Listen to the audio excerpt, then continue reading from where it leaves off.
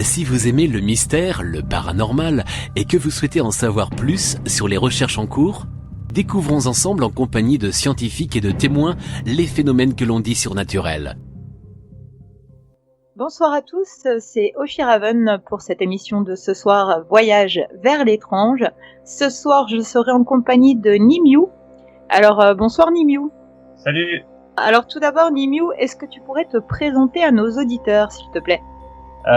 Moi, je suis Nimiu, comme on l'a dit, et je suis ce qu'on peut appeler une Wiccan. Enfin, j'aime bien me qualifier en tant que sorcière, tout simplement.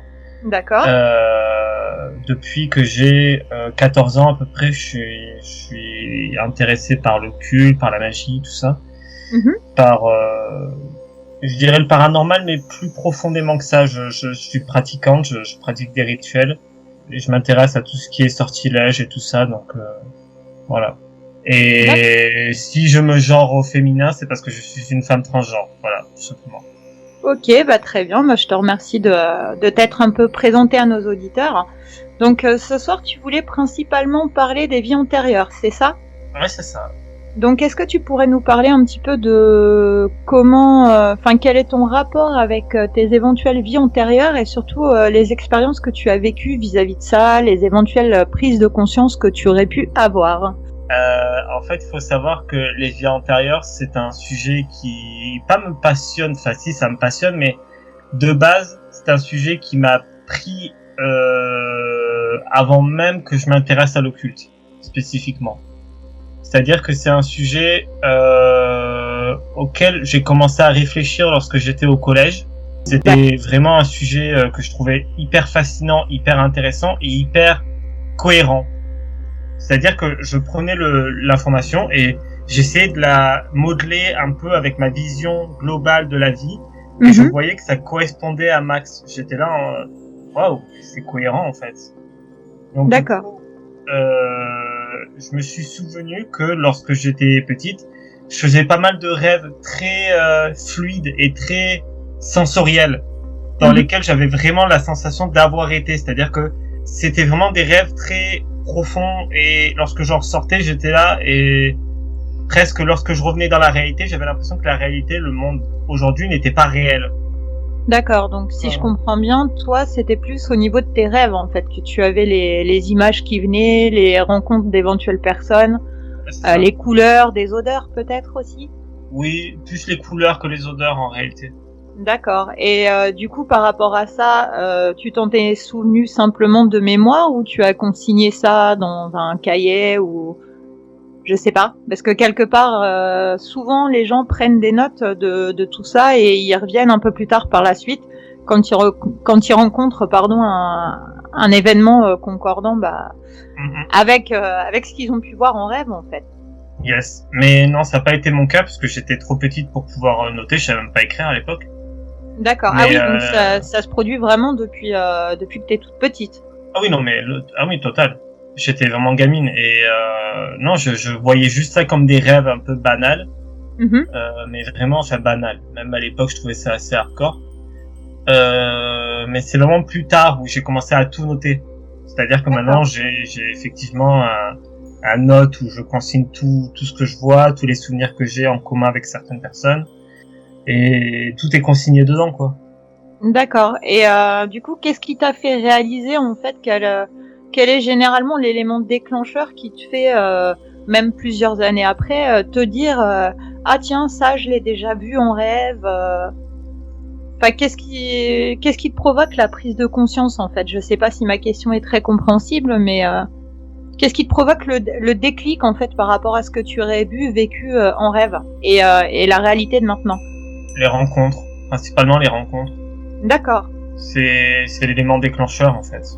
Donc tu as rencontré des personnes qui elles aussi auraient fait partie de ta vie antérieure en fait. Ouais. D'accord. C'est ça. Est-ce que tu pourrais nous en parler un petit peu, nous raconter éventuellement une des vies antérieures que tu aurais retrouvées ou... Il y a un truc que je voudrais introduire, une pensée, ça c'est plus une croyance, après on la partage ou on la partage pas, hein. Mais dans ma tête, dans ma vision des choses, il faut séparer l'âme de l'esprit.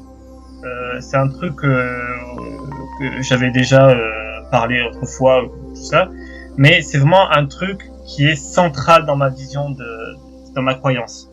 C'est-à-dire que l'âme, c'est plus l'élément moteur, c'est-à-dire on va faire un parallèle avec une voiture, c'est-à-dire que la voiture, elle va exister à tout jamais, ça va exister pendant de longues années, machin, mais elle va passer par les mains de beaucoup de conducteurs. C'est vrai. Et ben l'âme, c'est un peu comme la voiture et l'esprit, c'est le conducteur. D'accord. C'est-à-dire que l'âme, ça reste toujours la même, y a pas de souci. Par contre, l'esprit, ça va plus être les incarnations, ce que tu vas appeler les vies antérieures. Moi, j'appelle ça des avatars. D'accord, oui, je vois à peu près ce que tu veux dire. C'est vrai que moi-même, j'aurais eu du mal à dissocier âme d'esprit, mais non, c'est vrai ce que tu dis. C'est vrai. Enfin, après, c'est ma vision, mais c'est pour ça que, et je pense que pas mal de gens la partagent en réalité, c'est juste que j'ai pas trouvé ces personnes-là. C'est pour ça que lorsque je parle de vie antérieure, les personnes qui ont été ces vies antérieures, je ne parle pas de moi, je parle de mes antérieurs. D'accord. Je parle de en île. C'est-à-dire que pour moi, ce n'est pas moi. C'est des autres moi. Et tu as réussi éventuellement à identifier des noms ou des situations qui auraient pu te permettre de trouver vraiment en faisant des recherches, par exemple historiques, de retomber sur tel ou tel personnage, telle ou telle époque, tel ou tel lieu, pourquoi pas? Des noms, j'ai juste les prénoms, ce qui est un peu chiant. J'ai l'époque. D'accord. On a l'époque, puisqu'on a travaillé en commun pour les trouver. Bah, c'est déjà pas mal, hein. Voilà. De pouvoir situer un petit peu. C'est ça. On a le pays, enfin, les différents pays, puisqu'il y en a eu plusieurs. D'accord. Mais sinon, historiquement parlant, ben, il n'y a pas grand chose, il n'y a pas trop d'archives, puisque, ben, dans une grande majorité des cas de vie auxquels j'ai été exposé, c'est principalement des paysans ou des bonnes. Enfin, j'ai un antérieur qui a été une bonne, justement. Voilà. D'accord. Oui, bah, de toute façon, c'est un métier noble aussi parce qu'il faut le faire et puis vaut mieux avoir du mérite en faisant un travail qui est un petit peu difficile quelque part parce qu'il faut se plier aux exigences de ses maîtres entre guillemets plutôt que d'avoir été un gouverneur un peu tyrannique et qui aurait tué beaucoup de monde. Enfin, moi, je préférais encore être quelqu'un de simple, les mains dans la terre. Enfin, y a rien de dévalorisant. Non, il y a rien de dévalorisant. Ce qui est dévalorisant, c'est le reste du monde. C'est clair, clair. Et malheureusement, encore aujourd'hui, avec tout ce qui se passe, on en voit des choses qui sont pas forcément jolies. C'est ça. Mais bon, on est bien obligé de faire avec, comme on dit. Oui. Et donc, est-ce qu'il y avait d'autres choses que tu voulais nous parler, peut-être nous parler plus précisément d'une de tes vies antérieures, quelque chose qui t'aurait aidé à comprendre qui tu étais aujourd'hui ou qui t'aurait fait avancer, peut-être faire d'autres choix? Il y a comment dire, il y a une façon de voir au cours de mon expérience et au cours de mon parcours, j'ai cru comprendre et voir que la majorité des gens, des praticiens ou juste des gens qui veulent se souvenir de leur vie antérieure ou qui veulent juste le font par nécessité. Oui, c'est vrai qu'il y a beaucoup de gens qui se cherchent de plus en plus, qui s'ouvrent qui s'intéressent à la spiritualité. Ouais. Voilà, pardon. Et dans différentes pratiques, il y en a qui vont faire du reiki, la sophrologie. Enfin, on sent que les gens commencent à s'intéresser un peu plus au bien-être et vraiment à la spiritualité, quoi. Par rapport aux années précédentes, ça se développe de plus en plus. Mais il y a un truc qui moi me fascine. Enfin, peut-être après c'est parce que je laisserai à tes auditeurs le soin de se renseigner là-dessus. Oui, mais c'est peut-être parce que je suis de type INFP, ça fait partie du MBTI. D'accord. Pour moi, c'est du. C'est du Est-ce que chinois. tu pourrais expliquer un petit peu ce que c'est justement pour les gens qui, comme moi, ne savent pas, s'il te plaît. Le MBTI, en fait, c'est un système de classification des types de personnalités. Dans le monde, il existe 16 types de personnalités différentes. D'accord. Ah oui, ça fait quand même beaucoup. Oui. Et jusqu'à preuve du contraire, j'appartiens au type INFP. D'accord. C'est un type très introverti et très attaché aux choses. Et c'est Oui. pour ça, justement, que je ne comprends pas comment on peut avoir l'envie d'aller chercher cette vie antérieure sans y apporter une espèce d'attache. C'est vrai. C'est-à-dire que c'est juste un outil qui va nous permettre de débloquer des blocages dans cette vie-là, mais c'est comme si on était complètement extérieur à ce qui se passait, je trouve. Enfin, dans la démarche de beaucoup de ces gens-là. Et c'est une démarche que je ne comprends pas. Parce que c'est vrai que c'est dommage. Ça fait partie de soi, c'est comme ça. C'est comme regarder un souvenir de cette vie-là et juste se dire, ah, il y a un outil là, je vais le prendre, mais le souvenir, je vais le laisser tel quel, je vais pas tenter de... Enfin, je veux dire, pour moi, aller chercher une vie antérieure, c'est comme me prendre moi-même dans les bras. Oui, bah quelque part c'est une partie de soi, pas physique mais spirituelle. Et oui, il faut y accorder de l'importance, d'autant plus que bon, il n'y a pas tout le monde qui a eu la chance, l'occasion de pouvoir vivre une expérience en rapport avec ses vies antérieures. Mais c'est vrai que quand on a la chance de pouvoir être en contact, on va dire, avoir un signe avec même rien qu'une seule, ça nous permet, comme tu disais, de débloquer pas mal de choses, de comprendre des choses, de savoir pourquoi on a fait tel ou tel choix, pourquoi on s'intéresse à telle ou telle chose. Enfin, moi, pour ma part, ça a été ça, puisque j'en ai retrouvé plusieurs, qui sont pas forcément jolies, mais ça m'a permis de comprendre pourquoi je me suis axée vers telle ou telle pratique, telle ou telle croyance, qui était à 1000 lieues de l'éducation, on va dire, que j'ai reçue.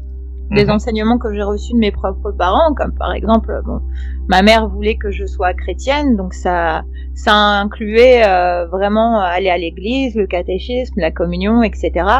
Alors que j'ai retrouvé une de mes vies antérieures qui était très axée dans les soins par les plantes. Enfin, on en a déjà parlé, qui était très axée Wicca, enfin vraiment en pleine période inquisitoire.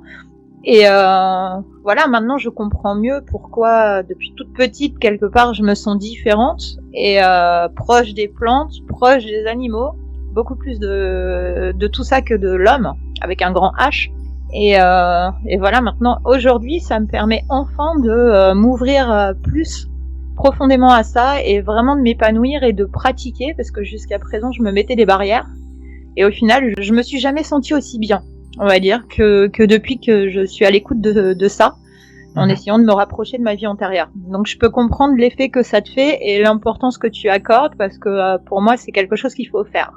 Comme tu dis, c'est pas que des outils, des accessoires comme un sac à main qu'on mettrait au fond d'un placard sans plus l'utiliser. Non, se dit ça qu'il a beau prendre de l'âge, il a une histoire, il a un vécu, faut le conserver et faut le respecter, quoi. C'est ça. Parce qu'il y a beaucoup, je remarque qu'il y a beaucoup de praticiens ou même des gens qui vont guider vers l'épanouissement des vies antérieures et l'approche hypnotique pour aller retrouver les vies antérieures. C'est ça. Qui déconseille justement d'y aller dans un but de curiosité, mais merde, ça fait partie de soi. Pourquoi on pourrait ne pas avoir une part de curiosité? Je comprends pas. Quelque part, je me dis que si déjà on a la curiosité par rapport à ces choses-là, c'est qu'au fond de soi, on a besoin de réponses. Oui. Et on souhaite obtenir pas forcément 36 vies antérieures, mais déjà une. Et je pense que quelque part, au fond de soi, on se cherche déjà. Et au contraire, je pense que parce que tout le monde n'est pas réceptif à l'hypnose, hein. Moi, j'ai eu la chance de pouvoir l'être.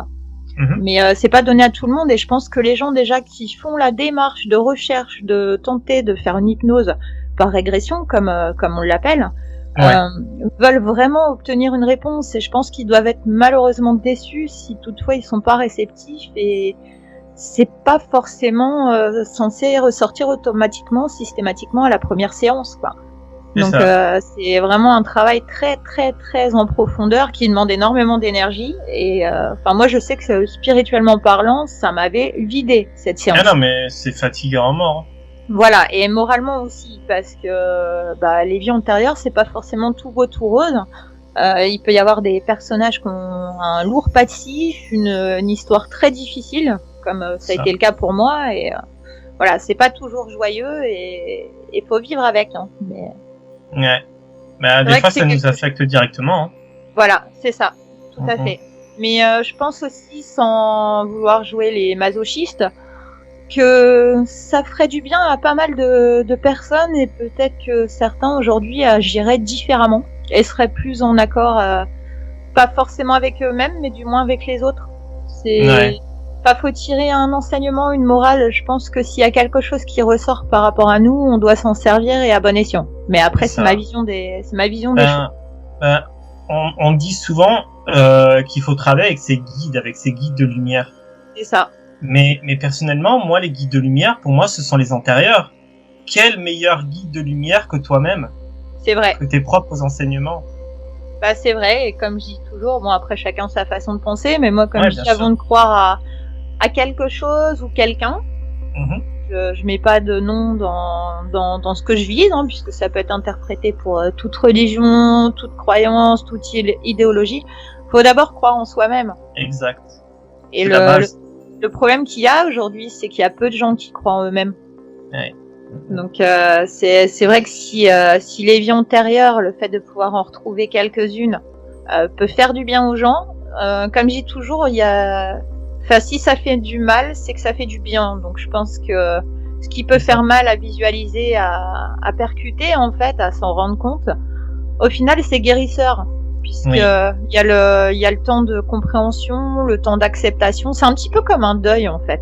Je compare un peu ça à un deuil. Et une fois qu'on a accepté, en fait, on avance beaucoup mieux. Ben là, j'ai une image qui me vient en tête et c'est assez parlant. Est-ce que tu connais la série Doctor Who?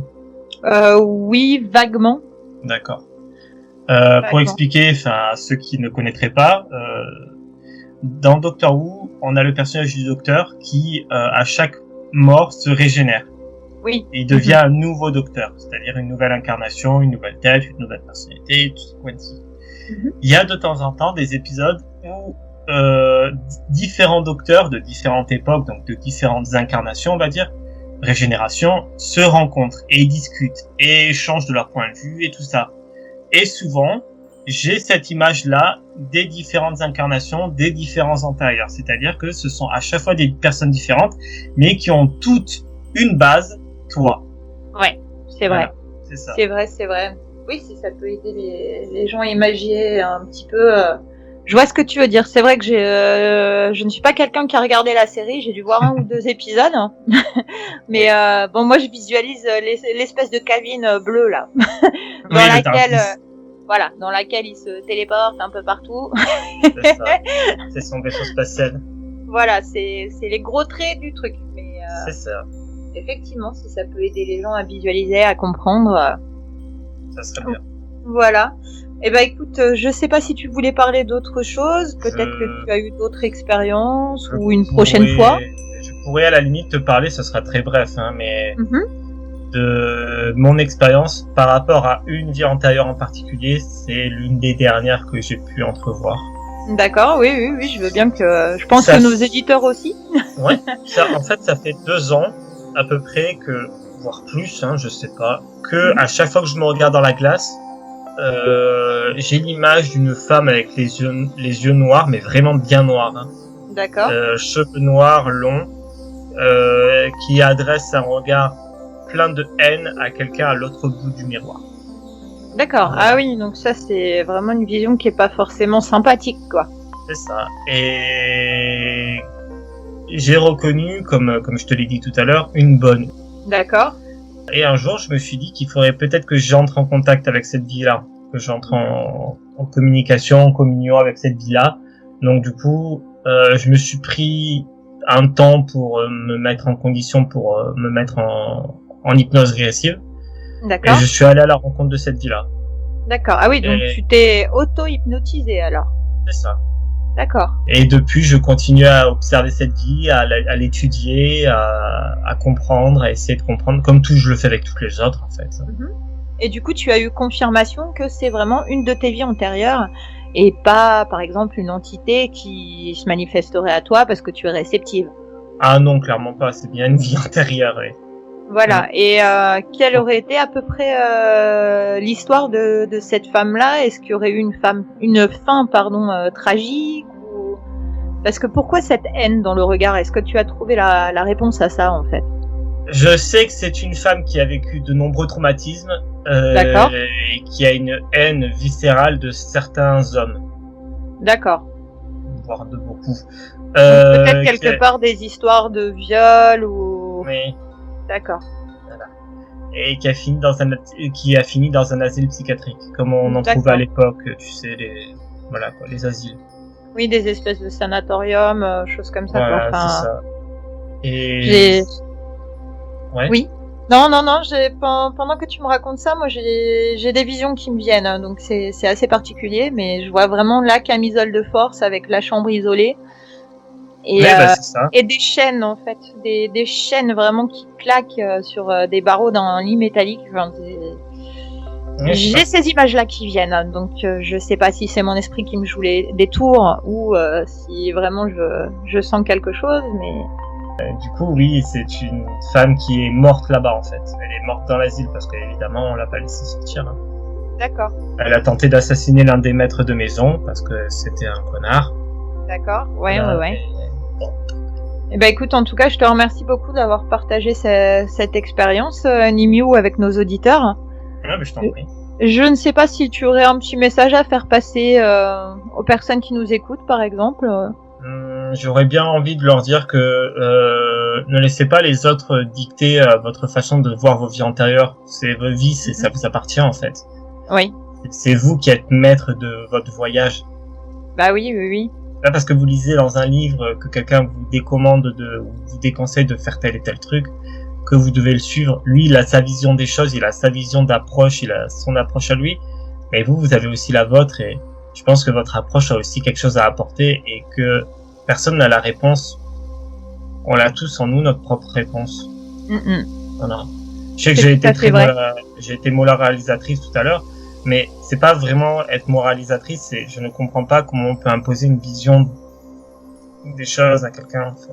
Non, bah chacun doit être libre de ses croyances, de ses pensées, et de tirer ses propres enseignements, mais il y a encore des gens qui ont du mal à sortir de ce dogme-là, quoi, peut-être par, je sais pas, conviction religieuse ou entre guillemets obligation familiale. Il y a des gens qui sont très conditionnés à certains préceptes.